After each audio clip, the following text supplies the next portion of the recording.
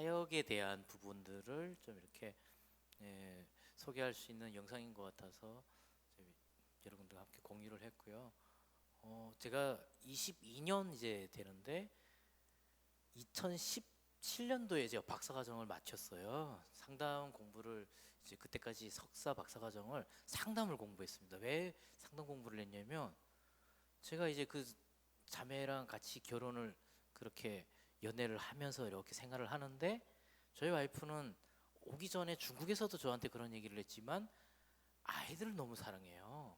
그래가지고 본인이 꿈이 뭐냐면 아이들 한 3명 낳고 또 유치원 같은 것도 하고 이런 거예요. 근데 제가 아이를 못 낳겠는 거예요.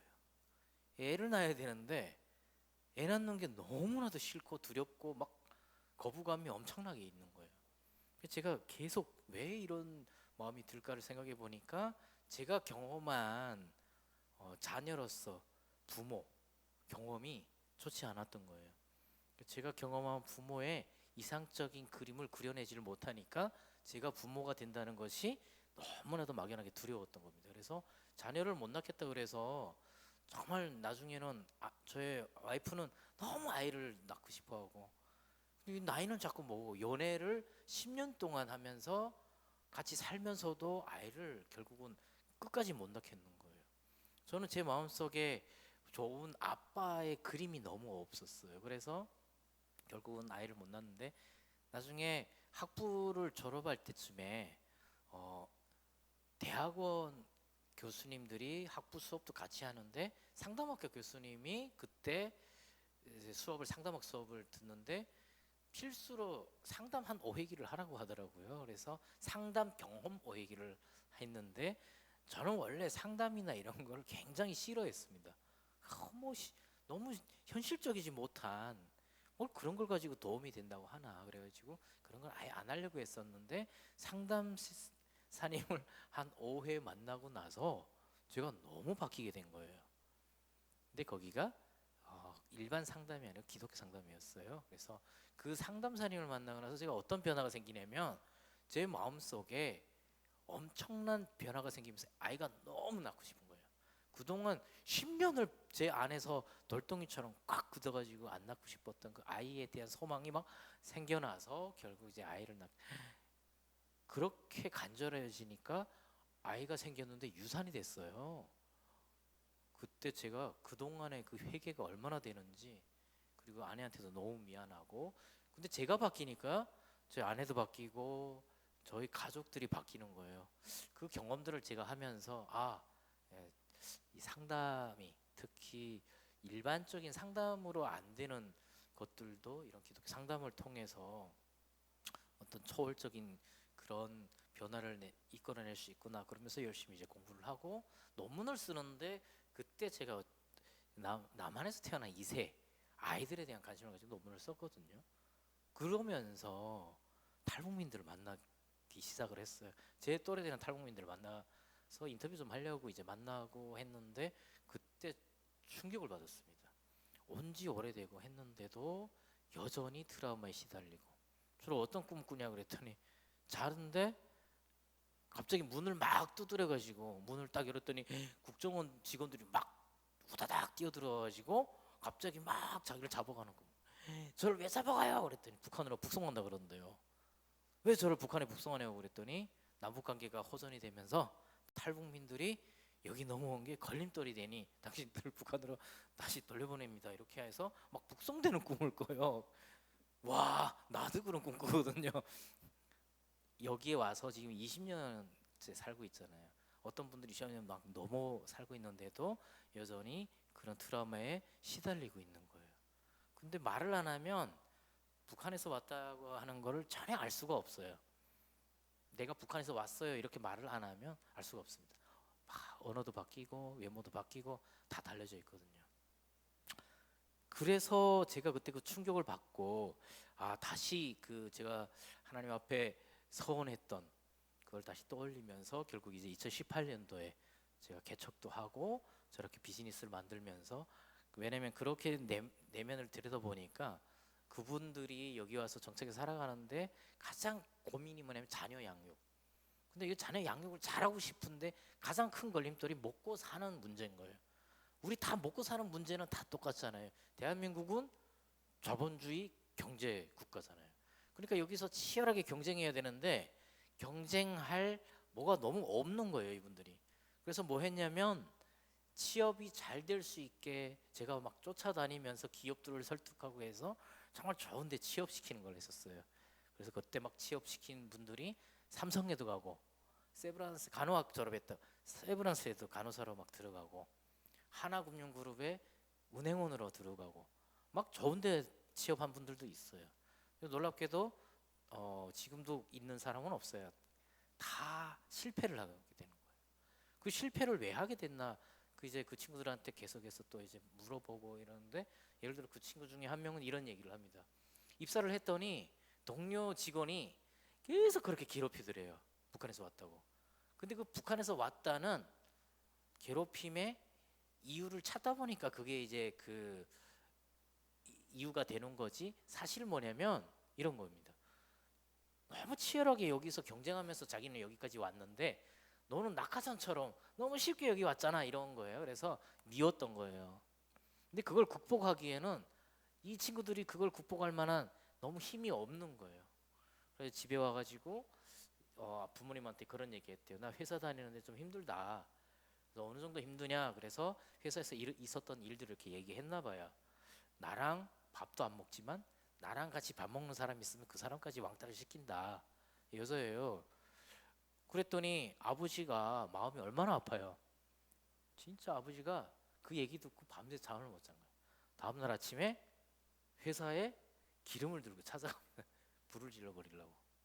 자기 자식이 회사에 입사해서 부모가 너무 기쁘고 그런 큰 경사가 어디 있어요. 근데 자기 자식 회사를 다니는데 죽고 싶어 하고 자살을 하려고 막 고민하고 있다는 거예요. 그러니까 부모님 입장에서는 진짜 막 너무 억장이 무너지니까 밤새 고민하고 차라리 내가 다 죽이고 죽어야지 휘발유를 들고 찾아가서 막 소동이 난 거예요. 이 친구는 그래서 그만뒀어요. 그 외에도 이런 비슷한 사례들이 막 있으면서 결국 다 좀 실패를 경험을 하게 됩니다. 물론 회사 생활 잘하는 친구들도 있어요. 그러나 대체로 그런 경험들을 하게 된 거죠. 또 하나는 이 사역의 가장 핵심은 뭐였냐면 탈북민의 자살 이슈가 계속 나오는 거예요. TV에 많이 나왔어요. 제 친구의 형도 자살을 했습니다. 저희 그 대안학교 후배도 자살을 했어요. 재작년에는 33살 된 여자 사업가 아이 후배예요. 그 친구도 자살을 했어요. 이 친구는 심지어 사업이 굉장히 잘 돼서 현대 아산 재단에서 투자도 받고 아주 그 승승장구를 했어요. 그래서 대기업 편의점의 런칭에서 북한식 도시락 이게 굉장히 성공해서 막 런칭도 돼서 사업이 잘 됐는데 자살을 했습니다. 제가 이게 막 충격이 되더라고요. 왜 이분들이 목숨 걸고 어떻게든 살려고 여기까지 왔는데 정작 이제 이 살만한 데 와가지고 극단적 선택을 하고 이제 시작인데 이제 요 와서 왜 저런 일이 생길까? 그래서 그 속사정을 이렇게 들어보고 알게 되면 될수록 제가 해야 될 일들의 제 사명이라고 느끼게 되더라고요. 뭐냐면 아까 제가 중국에서 경험했던 것과 거의 비슷한 겁니다. 그러니까 먹고 사는 문제, 당장의 배고픔이 해소되는 건 아주 금방이에요. 한 달이니까 제가 엄청난 정신적 고통을 받았던 것처럼 이분들이 여기 왔어요.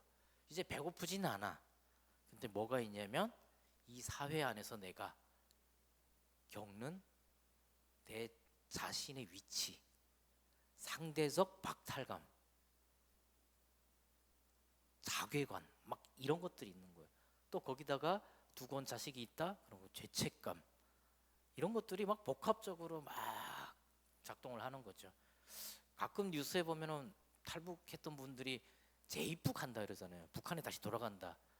북한이 좋아서 가는 사람은 없죠. 왜 가냐면 진짜 차라리 죽더라도 북한 같은 데 가서 죽을 건데 왜? 두고 온 가족 때문에 가는 경우들이 있는 거예요. 그 정도로 이게 회복되는 건 금방 회복돼요. 그런 그 단기적으로 느껴지는 것들은 금방 회복되는데 결국 이런 정서적인 거 결국 제가 그때 느꼈던 건 이분들이 단순히 신앙적으로만 혹은 단순히 먹고 사는 문제만 해결할 상황이 아니겠다는 생각을 해서 전인적 돌봄이 필요하겠구나. 그러니까 전인적 돌봄이라는 건 뭐냐면 제가 그래서 그때 그런 그 고민을 하다가 기도하면서 받았던 게 예수님 시대에 예수님이 하셨던 사역에 대해서 좀 집중을 하게 됐고 봤더니 예수님의 사역의 3대 사역으로 저는 정리를 했어요. 예수님의 3대 사역이 봤더니 먹이고 가르치고 치유하는 사역. 저는 이렇게 정리를 했습니다. 예수님께서 공생애 동안 하셨던 사역을 보면 끊임없이 먹이셨더라고요. 가난한 자들, 배고픈 사람들 막 예수님 쫓아다니잖아요. 예수님한테 희망을 얻어서 무리들이 쫓아다니는데 배고프잖아요. 그 안에서 오병이어의 기적도 일어납니다. 끊임없이 먹이신 거예요. 그리고 병든 자들을 고치는 거예요. 진짜 물리적 신체 장애 이런 것도 있었겠지만 사회적으로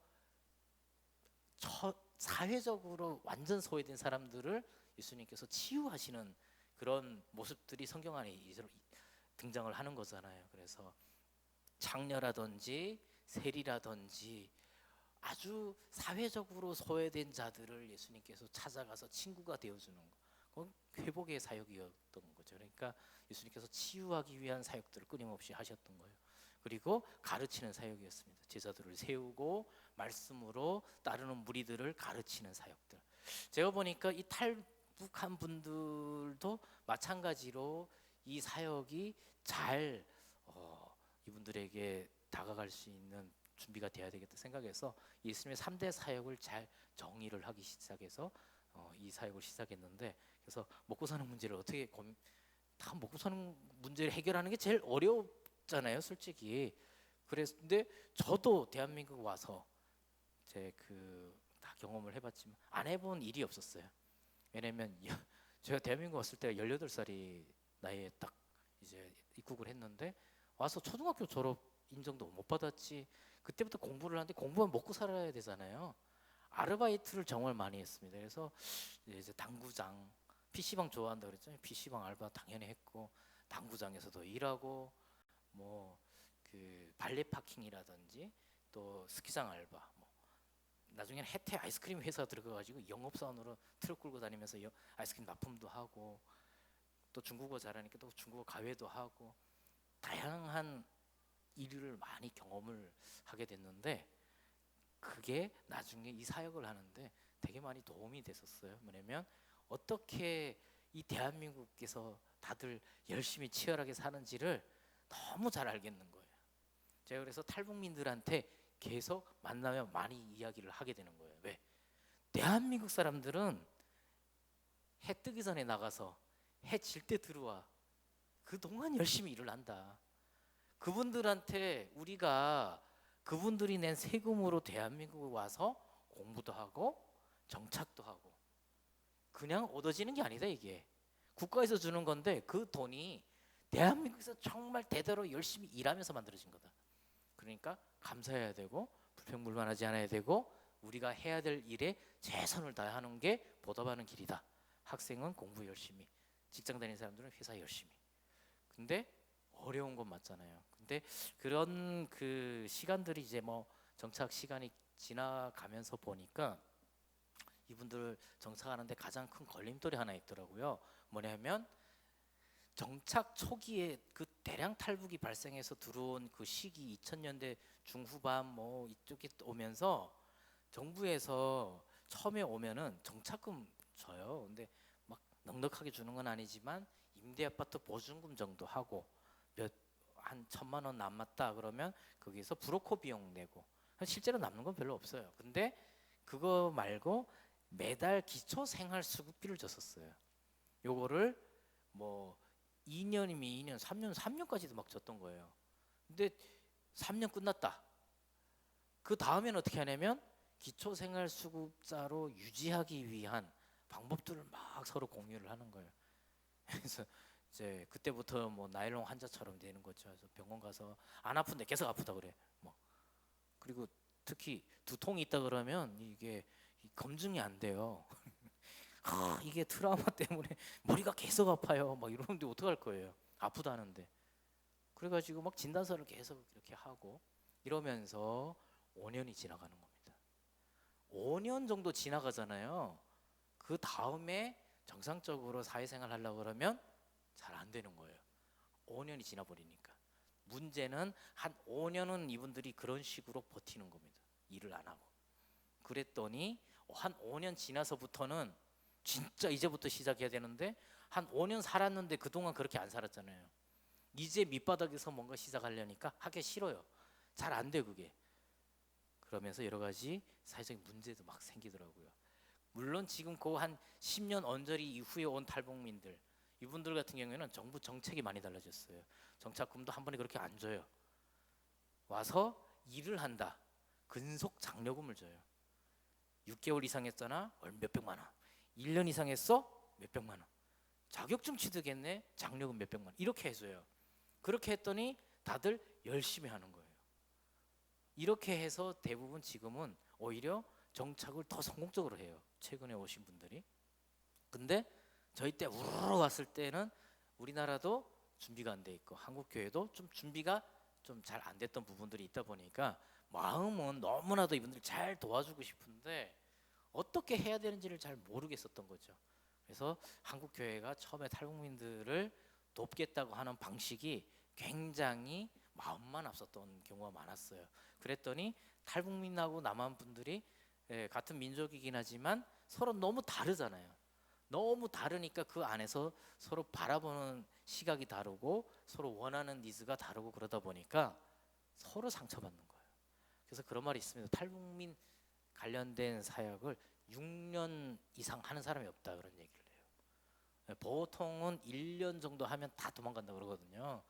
서로 상처받는 거예요. 근데 사실 이 사역을 하다 보니까 결국 이 사역의 가장 핵심은 뭐냐면 오래 참고 오래 기다려주고 믿어주는 거예요. 그걸 왜 느꼈냐면 저는 대한민국 딱 와서 방황을 막 했어요. 와, 초등학교도 저런 못했는데 이제 와가지고 그 국정원 그분이 얘기한 것처럼 이 성공할 확률이 없네. 난 뭘 해도 잘 안 될 것 같은데 이거 뭐 초절도 안 되는데 이제 뭐 하지? 너무 절망적이었어요. 그래서 막 방황도 하고 막 그러는데 그 대안학교 저는 무연고 청소년으로 왔거든요. 부모님도 나중에 데리고 왔고 그냥 제가 그냥 미성년자인데 여기 와 있으니까. 근데 마침 그 선교사님 통해서 기독교 대안학교에 들어가게 된 거예요. 근데 제가 들어가서 뭐 제대로 했겠습니까? 수업 시간에 공부하는데 낮에는 자고 밤에는 PC방 가고. 그래서 심지어 애들이 자꾸 나갈까봐 학교가 남양주 저 별내면에 옛날에 시골이었거든요. 거기가 지금 개발됐는데 그 별내면에 기도원 안에 학교가 있었어요. 이거 걸어서 나가지도 못하고 대중교통도 없었어요. 그냥 또 북한에서 왔잖아요. 가야죠. 당고개까지 산을 넘어서 다녔어요. 그래서 거기 그 교상 목사님, 교사님 다 선생님들 다 퇴근하면 그때 시작하는 겁니다. 야 가자 그러고 산을 넘어서 불암산 넘어서 당고개를 가서 밤새 게임 하다가 동틀 때 이제 목사님이 이제 출근하기 전에 야 가자 그러고 산을 다시 넘어와서 학교에 와서 이제 막 아침에 큐티를 하고 그러는데 막 거의 막 눈이 막 뒤집어지죠. 그렇게 말을 잘 안 듣고 방황하고 그랬었어요. 근데 거기에 여자 선생님 한 분 계셨어요. 나이가 그 당시에 한 30대 되셨는데 결혼을 안 하셨습니다. 이분이 다른 선생님들은 와서 막 우리 그 사감으로 오셨던 남자 전도사 선생님은 한 분은 저희가 아주 괴롭혀가지고 두 손 들고 나갔어요. 저 도저히 얘네하고는 못 있겠다 그래가지고 왜냐면 저희가 그 전도사님이 미워가지고 그분이 신학교 다니니까 신학교 공부 끝나고 오면 밤에 와요. 그럼 저희가 문 잠궈놓고 아무도 문을 안 열어줘요. 한겨울에 그 선생님 밖에서 달달달달달 떨다가 문 열어달라고 막 창문 두드리고 뭘 해도 안 열어줘. 이분이 막 밤새 하다가 막 상처받고 그래가지고 그렇게 다들 못 버티는 거예요. 그리고 저희는 계속 보는 거예요. 버티나 보자. 어떻게든 괴롭혀가지고 내쫓아야지 이 생각만 하는 거예요. 근데 어때 여자 그 선생님께서 오셨는데 혼을 안 내네요. 이분이 막 그냥 수업 시간에 다리 올리고 말 안 듣고 뭐 그냥 정말 그 저 그냥 꽃제비 칠 때처럼 하는 거예요, 애들이. 근데 그분이 제가 이렇게 가만히 보니까 다른 걸 안 하는데 계속 기도를 하는데 울어요. 마음이 막 여려요, 이분이 보니까. 근데 계속 울면서 기도하는 거예요. 그렇게 저희 같이 모여서 막 기도할 때 보면 이분이 기도 내용은 우리를 위해서 너무 안타까워하는 기도 내용이에요. 그 선생님을 보면서 제가 너무 미안한 거예요. 아, 저 사람이 나랑 아무 상관없는 사람인데 나를 위해서 저렇게 울어주네. 내가 지금 방황하고 이런 것 때문에 저분이 내 걱정을 저렇게 진심으로 하네. 그 선생님과의 관계가 점점 좋아지더라고요. 마음속에 막 벽이 이만큼 있던 벽들이 막 사라지고 그 선생님하고는 자꾸 대화하게 되고 제 고민도 얘기하게 되고 그분이 공감해주고 그러면서 그 선생님 덕분에 마음 잡고 영어 공부해야겠다. 그래가지고 도착하고 한 그 8월달 2005년 1월에 이제 국정원에서 나와가지고 하나원 졸업하고 2005년 1월달에 제가 나왔는데 그 대안학교에서 그 선생님 도움으로 그해 7월에 초등학교 검정고시는 1년에 한 번밖에 안 봐요. 보는 사람이 별로 없기 때문에. 근데 그것도 떨어지면 그것마저도 떨어지면 또 1년이가 진짜 안 되겠더라고요. 근데 그나마 저보다 어린 친구들은 몇 살이 많아도 초등학교를 막 보내요. 가서 한 반학기만 하고 졸업을 시켜서 초등학교 졸업장을 받는 거예요. 제 여동생도 그 별내면에 있는 초등학교를 졸업했어요. 저거는 다닐 수가 없잖아요. 18살인데. 그러니까 어떻게든 검정고시를 합격을 해야 되는 그런 상황이었습니다. 그 선생님 덕분에 그 해 바로 검정고시를 합격하고 바로 4월달 그해 8월달에 중학교 검정고시를 합격하고 그 다음 해 5월인가 고등학교까지 바로바로 다 졸업을 했어요. 저는 그 선생님을 보면서 계속 그 생각을 합니다. 이 사역을 하면서도 끊임없이 믿고 기다려줬던 그 한 사람이라도 있으면 포기하지 않고 할 수 있는 거예요. 그러니까 탈북민 사역도 마찬가지입니다. 단시간에 막 변화가 안 되면 속상하잖아요. 그래서 한국교회가 통일에 대한 준비 그리고 기도를 진짜 오랫동안 해왔잖아요. 벌써 몇십 년째 북한 열릴 걸 준비하면서 기도해 왔어요. 한국 왔더니 한국 교회가 제일 열심히 하는 것 중에 하나가 북한 교회 재건 준비더라고요. 그 재건을 어떻게 준비하나 봤더니 열심히 재정으로 준비하고 계시더라고요. 북한에 교회 세우려고 어떤 교회는 북한에 10개 교회, 어떤 교회는 100개 교회 세우겠다고 모여있는 기금만 어마어마하더라고요. 깜짝 놀랐습니다. 아니 이렇게 많은 돈을 갖다가 북한에 교회 지으려고 이렇게 모아놓고 있는 거예요? 그랬더니 그렇대요. 근데 생각해 보십시오. 통일이 자꾸 안 돼. 한동안에는 이스라엘 포로 기한을 남북한의 이 한반도에 하나님께서 주시는 통일의 시점으로 생각했습니다. 70년 딱 되는 해에 통일이 된다고 생각을 했었어요. 그때 하나님 열어주신다고 생각해서 한국교회가 엄청 열심히 기도하고 그랬는데 70년이 넘었는데 안 됐어요. 동기부여도 없고 목표를 잃어버린 거예요. 근데 제가 그 이후에 그런 생각을 하게 됐습니다. 바벨론 포로 기한은 단순하게 숫자적인 의미가 아니고 사실 성전 회복이잖아요. 다시 돌아가서 교회가 재건되는 거예요. 그 교회의 의미는 북한의 어느 지역에 이런 교회 건물을 짓는 게 아니라 사람을 세우는 일이에요. 무너졌던 하나님의 형상을 다시 회복하는 사역이거든요. 근데 한국 교회는 너무 교회 건물에 집착하는 거예요. 그래서 북한의 교회를 몇 개 세우는 거를 경쟁적으로 돈을 얼마나 모였냐 가지고 북한 사역이라고 얘기했던 거예요. 너무 놀랐습니다. 현실적으로 보면 지금 대한민국에 3만 5천 명 정도가 되는 탈북민들이 여기 정착해서 살고 있어요. 그 중에 75% 정도는 여성이에요. 왜 그렇게 여성이 많을까요? 아까 얘기했잖아요. 생활력도 강하고 또 하나, 탈북 가정에서 남자가 필요가 없어요. 여성은 필요합니다. 중국이 여자가 없어가지고 다 남자들만 많잖아요. 그래갖고 아픈 얘기지만 탈북에서 오면 중국 두만강 옆에 이런 데에 이 나쁜 놈들이 숨어 있다가 넘어오잖아요. 가족 단위로 넘어와요. 남편이랑 아내랑 뭐 이렇게 넘어오잖아요. 확 숨어 있다가 잡아요. 납치를 해요.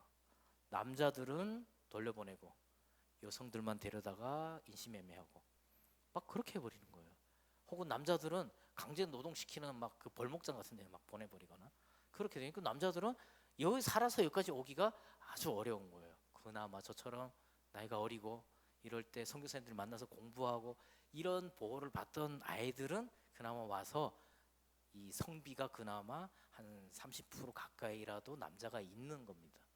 이렇게 여성들이 많이 와서 지금 정착해서 여기에서 살아가는데 그동안 이 정착을 하면서 한국 교회가 막 어떻게든 탈북민들 이렇게 좀 도우려고 하고 막 했는데 결국은 일방적인 어떤 지원, 뭐 당장 도움이 필요하니까 초기에는 그게 필요했죠. 근데 그거는 아주 일부분인 거예요. 사실은 이분들에게 필요한 건 사실은 지금 점점 정착 기간이 지나가고 늘어날수록 혹은 이 나이가 다양하잖아요.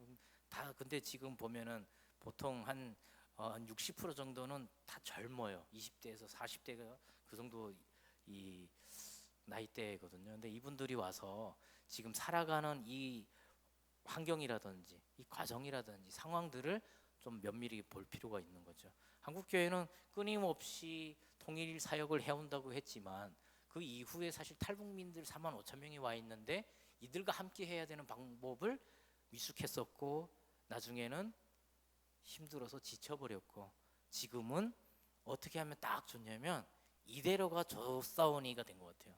그래서 큰 교회들이 있습니다. 제가 이제 그 2018년도에 개척할 때 제일 많은 제안 받았던 게 뭐였냐면 큰 교회들이 북한 통일 관련된 무슨 부서를 만들어 가지고 탈북민들 이렇게 따로 예배드려요. 거기 와서 그 담당 목사 이런 거를 해달라고 하는 이야기를 제안들을 막 많이 받았어요. 근데 저는 그 모습이 좋게 보이지가 않았어요. 교회 안에서 함께 하는데 이렇게 함께 하는 건 좀 불편한 거예요. 그들만의 예배를 만드는 겁니다. 그래서 따로 예배드리고 왜냐면 함께 좀 해봤는데 너무 안 됐거든요. 막 실패하고 그러니까 결국은 따로 하는 거예요. 심지어는 그거마저도 불편해서 지금은 어떻게 하냐면 딱 좋은 거 그냥 후원 좀 해주는 거. 그래서 교회마다 그래요. 보니까 탈북민 교회 후원 선교 교회 중에 하나로 탈북민 교회 정도를 해서 한 달에 1, 20만 원, 몇십만 원을 후원해 주는 정도로 북한 선교에 대한 우리의 부담을 덜어내는 거예요. 북한 선교라고 할 수 있을까 하는 생각을 하게 되는 겁니다. 진짜 북한 선교는 지금 할 수 있는 거예요. 지금 막 맨날 모여서 북한 선교 얘기하잖아요. 특히 굉장히 큰 규모로 모이는 이 선교 대회 같은 게 있습니다. 통일 선교에 대한 뭐 컨퍼런스 뭐 이런 걸 막 해요. 되게 놀랍게도 막 해외 나가서 해요. 어마어마하게 합니다. 막 대단한 사람들 불러서 와요. 막 해외 석학들이 오고요. 막 통일부 뭐 전 장관도 오고 막 와요. 이분 분들이 다 모여가지고 맨날 머리맡대고 하는데 주로 뭔 얘기 하나 보면요, 되게 재밌어요. 조구련하고 만나가지고 우리가 제네바에서 협상해가지고 뭐 어떻게 할까 막 이런 얘기를 하고 있는 겁니다. 제도적으로 뭘 할까만 생각을 하는 거예요. 되게 아이러니하게 지금이 가장 지금 북한 선교에 대해서 가장 실제적으로 할 수 있는 사실 시대가 온 거예요. 그 배경은 왜 그러냐면 여기 와 있는 탈북민들이 정착하면서 대부분이 가족들이 있는 경우가 많아요. 우리도 저는 이제 다 왔지만 와이프는 혼자 나왔고 엄마도 거기 있고 여동생도 거기 있고 남동생도 거기 있고 다 결혼을 해서 살고 있어요 거기에. 그 1년에 한 2번 연락이 와요. 전화가 옵니다. 북한에서 도와달라고. 우리는 열심히 한 번씩 도와줘야 돼요. 브로커 비용 있지만 그래도 좀 도와주면 1년 먹고 살 수 있게 되는 거니까. 어떻게 이렇게 연락도 하고 그러냐 그러는데 다 브로커들이 있어요. 그래서 중국 접경 지역으로 오면 이렇게 브로커들이 돈 받고 이렇게 통화도 시켜주고 그럽니다. 요즘 북한이 어느 정도 바뀌었냐면 벌써 한 10년 전부터요. 이 스마트폰이 나왔잖아요. 그 중국도 스마트폰 발전이 엄청 됐잖아요. 그 중국 스마트폰으로 한국 국제전화로 다 연결하면 영상통화 되잖아요.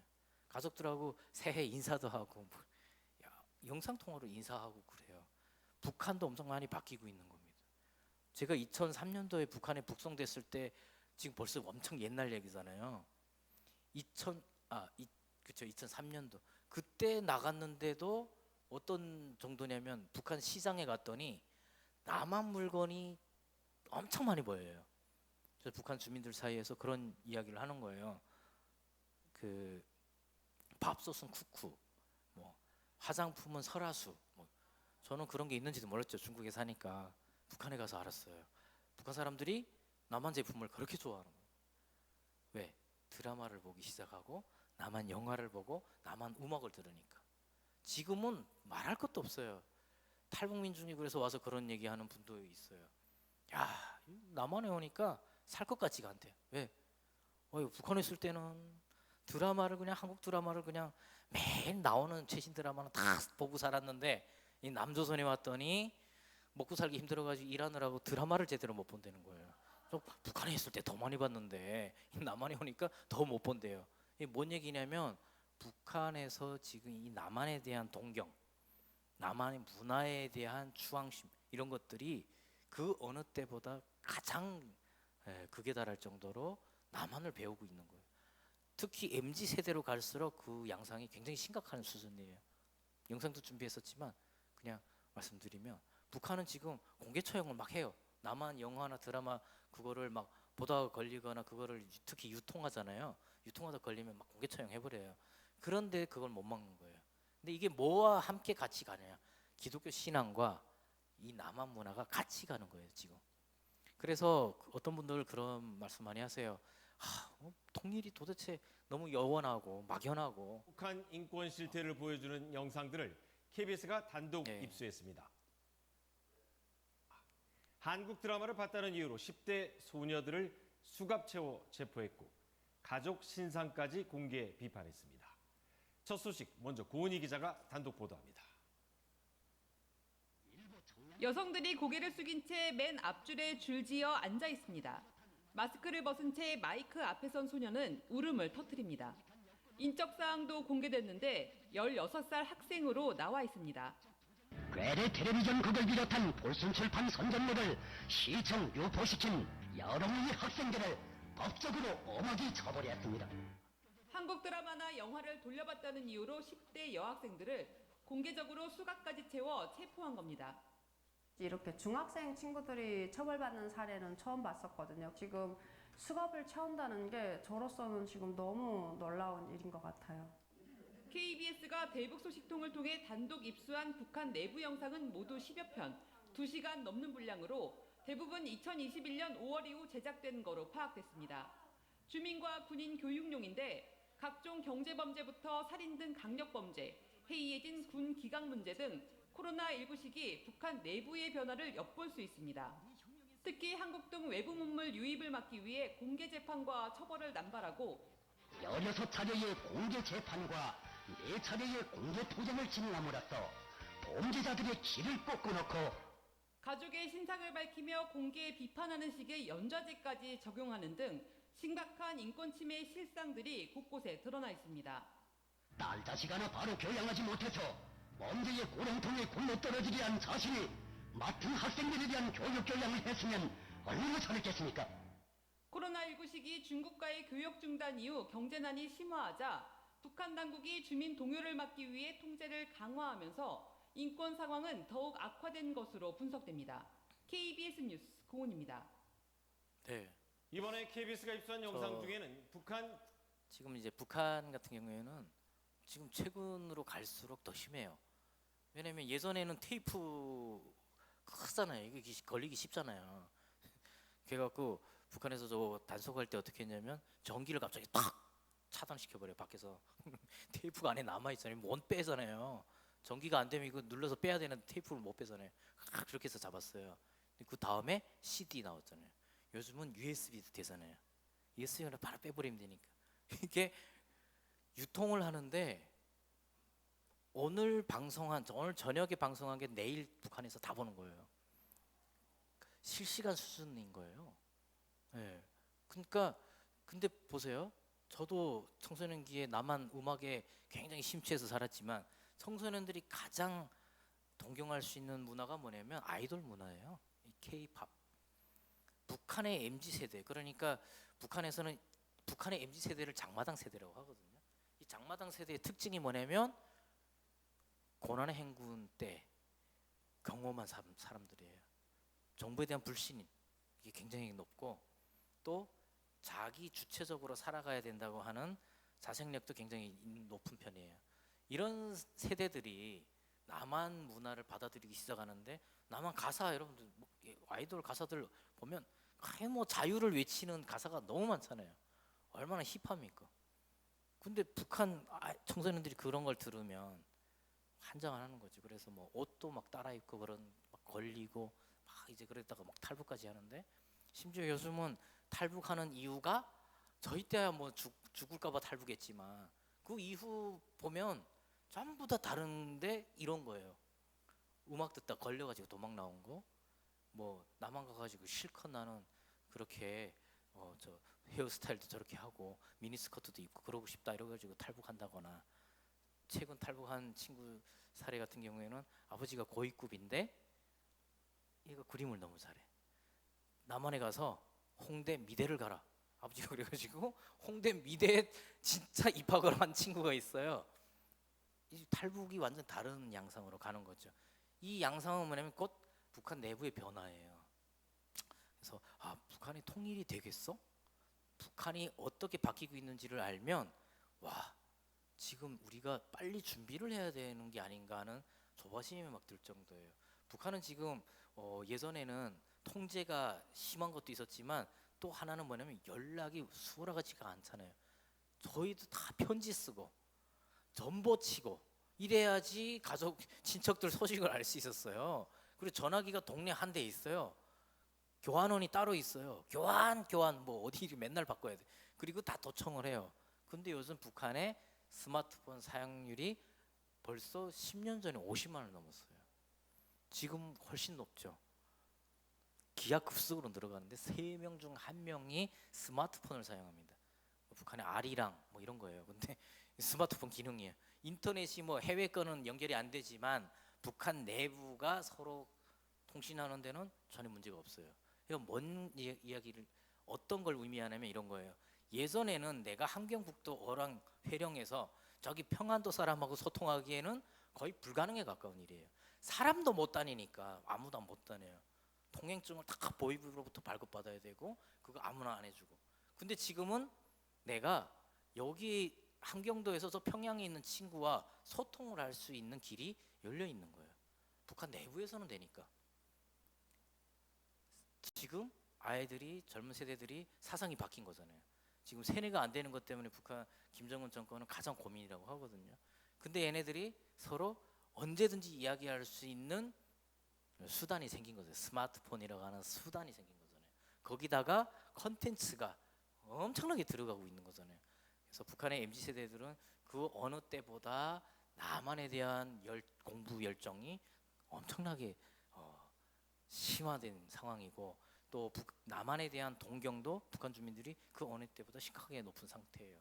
북한의 이런 제가 아까 얘기했듯이 저는 제 최하 밑에 피라미드 구조 가장 아래 단계 적대 계층이잖아요. 이 위로 쫙 올라가서 가장 최상층에는 뭐가 있냐면 백두혈통이라고 하는 그 사람들이 거기에 존재해요. 백두혈통은 말 그대로 김일성 시대부터 공을 세웠던 빨치산 혁명을 같이 했던 사람들이 그 후손들이에요. 그 사람들이 다 혜택을 누리면서 사는 거예요. 근데 지금 북한은 역구조로 되어 있습니다. 이 피라미드 구조가 역구조가 되어 있는 거예요. 이게 뭔 얘기냐면 북한에서 이 역구조에서 한 세 개로 나뉘어요. 단계를. 3단계 중에 최하가 백두산 줄기라요. 그거보다 더 위에 있는 줄기가 두만강 줄기랍니다. 두만강 줄기는 뭐냐면 가족 중에 중국에 탈북한 사람이 있는 거예요. 그래갖고 도움을 주고 있는 거예요. 그 중국으로부터 탈북해가지고 가족이 누가 도움을 주잖아요. 그게 백두산 줄기보다 더 위에 있다 이렇게 얘기하고요. 그보다 더 위에 있는 상위의 피라미드 구조의 최상위를 뭐라 그러냐면 한라산 줄기라고 그래요. 한라산 줄기는 뭐냐면 가족 중에 남조선에 가 있는 가족이 있는 집이에요. 왜냐면 여기에서 돈을 보내주니까. 그래서 심지어 그런 사람들끼리 어울리고 한라산 줄기들끼리 어울리고 그 사람들만의 문화가 형성돼 있고 모든 북한 주민들은 가장 부러워하는 게 백두산 줄기보다 이제는 한라산 줄기라고 할 정도예요. 그리고 여기하고 소통하면서 여기서 막 후원해주고 막 돈도 보내주고 뭐 제 아는 선교사님 또 맨날 저한테 그 연결 좀 해달라고 그래서 그런데 저도 마찬가지로 같이 훈련받았던 친구들이 더러는 죽었지만 살아있는 친구들과 또 이런 네트워크를 가질 수 있는 길도 있고 저희 가족도 있지만 탈북민들은 거의 다 연락을 하고 지내요. 그럼 뭐냐면 지금은 그 어느 때보다 북한에 직접적으로 선교할 수 있는 길이 열려 있는 겁니다. 그 어느 때보다 가장 실제적이고 현실적으로 북한 주민들한테 복음을 전하기에 정말 최적화되어 있는 상황이 갖춰져 있는 거예요. 그리고 무엇보다도 북한은 이미 스스로 엄청난 변화를 하고 있습니다. 가장 두려운 것은 뭐냐면 북한이 이렇게 빠르게 변화하면서 갑자기 북한 내부에 변화가 일어나잖아요. 그랬을 때 준비 안 된 남한이에요. 지금 남한은 오히려 통일에 대한 관심도 없고 북한에 대한 관심도 점점 없어요. 오히려 가능하면 따로 이렇게 계속 지내는 게 좋겠다 싶을 정도인 것 같아요. 근데 이거는 우리의 선택이 아니라고 저는 생각을 해요. 이게 남한에서 뭐 이 선택을 해서 계속 우리가 함께 하는 것보다는 이게 더 좋아가 아니라 저는 통일이 앞으로 이루어진다면 북한의 가장 밑바닥에 존재하는 이 사람들로부터 일어난 변화, 사람들의 변화로 인해서 북한이 변할 거라고 생각을 해요. 근데 그 변화가 굉장히 빠르다는 겁니다. 우리가 준비되어 있어야 되는 거예요. 통일 세대를 준비해야 되는 거잖아요. 통일 시대를 준비하기 위한 사역들을 저는 지금 어떻게 할까 하면서 다음 세대를 준비하고 있어요. 지금 아이들. 우리도 통일 시대라고 할 수 있죠. 근데 우리보다 이 아이들이 더 주축이 되는 시대라고 생각을 해요. 준비하는 건 뭐냐면 진짜 우리가 관심을 가지고 북한에 대한 이해를 어떻게 할 수 있냐. 지금 탈북민들과 함께 할 수 있는 거예요.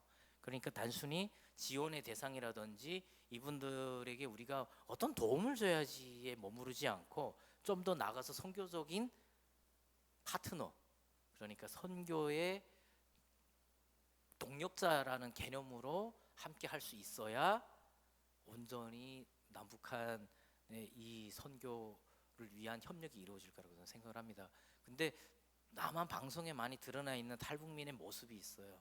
정책도 좀 안 된 것 같고 맨날 뭐 어디 가서 데모나 하는 것 같고 막 이래요. 탈북민의 아까 말씀드렸지만 여기 와 있는 탈북민은요 20대에서 40대가 가장 많아요. 근데 이분들의 특징은 어릴 때 와서 탈북민으로 살지 않습니다. 잘 안 드러나요. 대부분 그냥 말없이 조용히 남한 사회에 숨어서 지내고 있어요.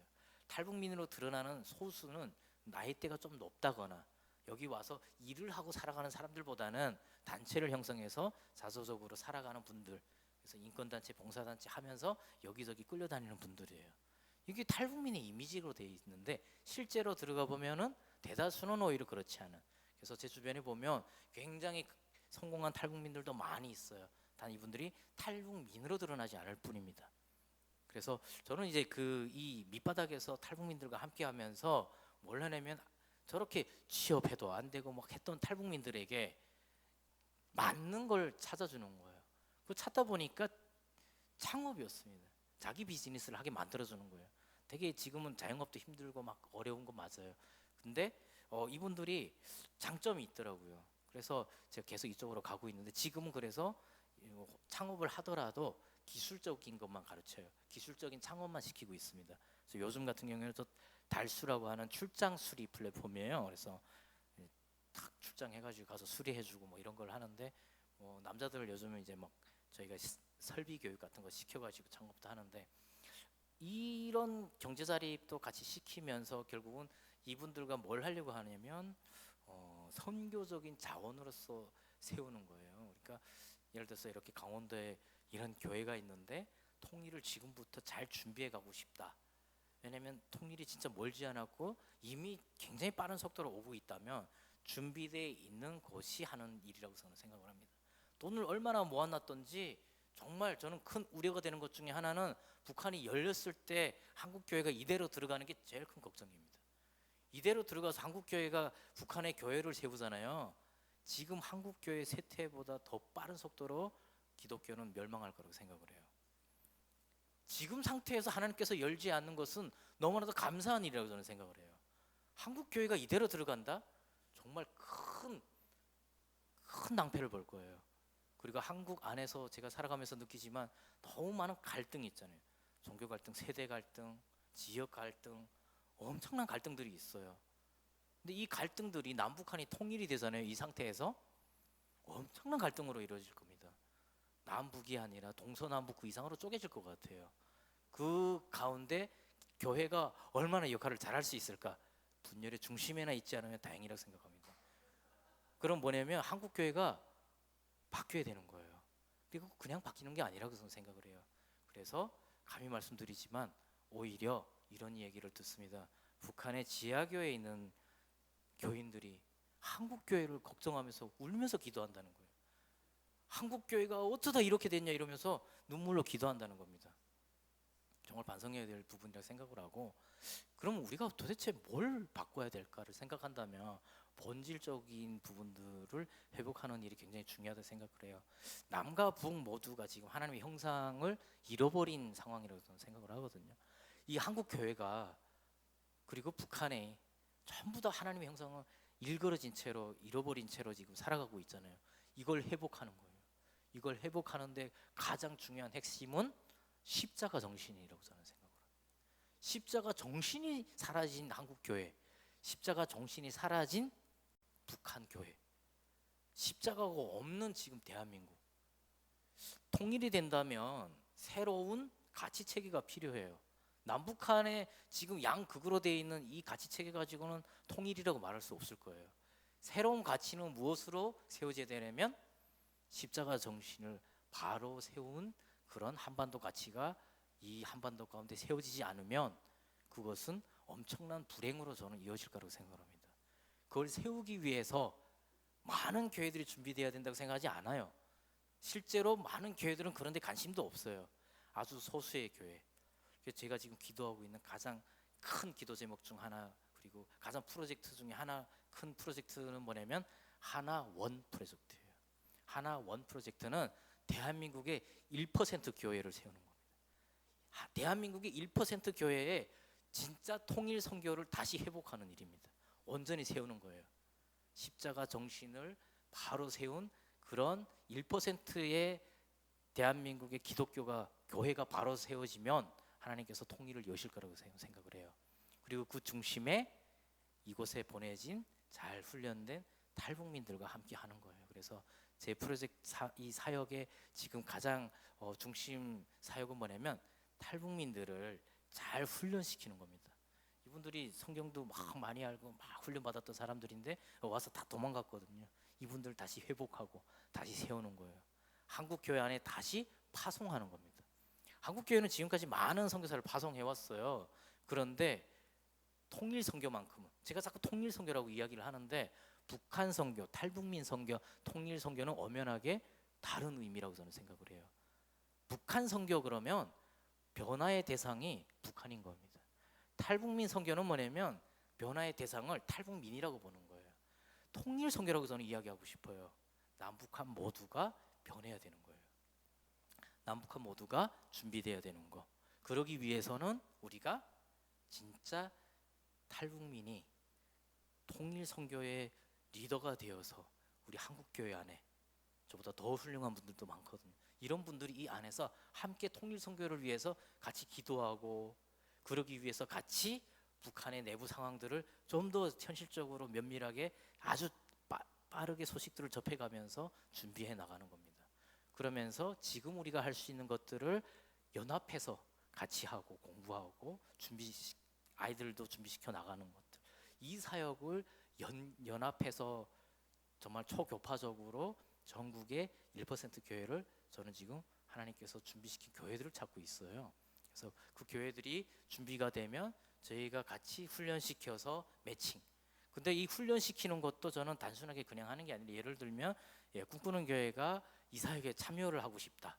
그러면 목사님께 부탁해서 이 교회 교인들 가운데 한 가정 내지 한 명이 정말 이 통일선교에 관심이 많고 열정이 있고 정말 잘 준비될 수 있는 분이다라고 하는 분을 추천을 받으면 이 분과 이쪽 지역에 있는 탈북민 중에 또 리더로 세워질 분을 선별해서 같이 팀을 만드는 거예요. 구체적인 사역은 그렇습니다. 그래서 이 둘이 팀이 돼서 같이 훈련을 받는 거예요. 같이 훈련을 받으면 탈북민 출신 이 분도 통일 선교사로서 준비되는 거고 교회 안에 원래 남한 분도 같이 통일 선교사로 준비돼서 이 탈북민이 이 안에 들어와서 통일 선교부 이런 것들이 세워지고 기도하면서 이 안에서 이루어질 때 가장 좋은 동역자가 되는 거죠. 그래서 그분을 통해서 이 교회에 접붙임을 잘 할 수 있는 그런 역할을 할 수 있는 사람을 같이 훈련시키는 사역으로 지금 준비하고 있습니다. 그래서 이런 사역이 많은 교회가 아니라 정말 깨어있고 하나님께서 준비시킨 교회들이 크고 작고 떠나서 정말 소수의 교회가 준비하는 거라고 저는 생각을 하거든요. 역사적으로 지금까지 그래왔고 한반도를 통해서 하나님께서 일하시는 걸 봤을 때 너무 그 확신이 있습니다. 북한의 지금 지하교회는 너무 잘 준비하고 있다고 저는 생각을 해요. 전 세계상에 유일하게 지금 저렇게 기독교 핍박받으면서 저렇게 저 신앙의 불씨가 지금도 저렇게 그 어느 나라보다도 뜨겁게 예수를 믿고 죽어가면서도 저렇게 열정적으로 복음을 전하는 그런 나라가 어디 있겠습니까? 저 북한의 저 지하교회 때문이라도 대한민국이 회복될 거라고 믿어요. 그리고 우리가 준비되어서 같이 그들과 함께 성장하고 준비되어서 만남이 딱 이루어지는 그 시점부터 어떤 놀라운 변화가 있을 거라고 생각하냐면 전 세계에 이 한반도를 통해서 하나님께서 좀 미국이나 유럽이나 막 다녀보고 정말 놀랐어요. 기독교는 그냥 다 전멸이에요. 기독교가 전통적으로 그렇게 우리에게 많은 영향을 줬던 나라들이 다 망했습니다. 오히려 그 나라들이 이 작은 한반도를 통해서 다시 회복되게 하는 큰 도구로 쓰실 거라고 저는 믿습니다. 그게 우리의 역할이고 하나님께서 이 한반도 가운데 아직도 이렇게 분단, 특히 강원도 같은 이런 접경 지역에 여러분들이 살고 계시잖아요. 우리는 늘 분단에 대한 불안과 두려움 속에 살잖아요. 막연한 공포 안에 있잖아요. 이런 나라가 어디 있습니까? 그럼 근데 왜 이렇게 돼 있을까? 왜 계속 열리지 않고 있냐를 생각한다면 한국 교회가 잘못된 방향으로 가고 있고 준비되어지지 않기 때문이라고 저는 생각해요. 아주 소수의 1%라도 제대로 세워질 수 있는 여러분들이 그 비전을 가지고 함께 기도했으면 좋겠습니다. 그래서 여기 와 있는 소수지만 3만 5천 명 그리고 그 중에서도 아주 소수의 탈북민들 이분들을 통해서 한국교회와 함께 통일시대를 준비해 나가는 아주 구체적인 이 비전에 여러분들이 함께 기도해 줬으면 좋겠고 또 가장 주력은 결국은 그렇게 통일된 이후에 세워져 갈 이 한반도를 위한 아이들을 준비시키는 일이에요. 그래서 제가 다양하게 지금 이 아이들을 위한 사역들을 하고 있는데 여기서 태어난 아이들은 북한에 대한 몰라요. 아예 우리 아이들도 아직도 북한 그러면 저쪽이라고 생각하지 우리 아빠 엄마가 북한에서 왔다는 상상도 못하고 있거든요. 이게 현실이에요.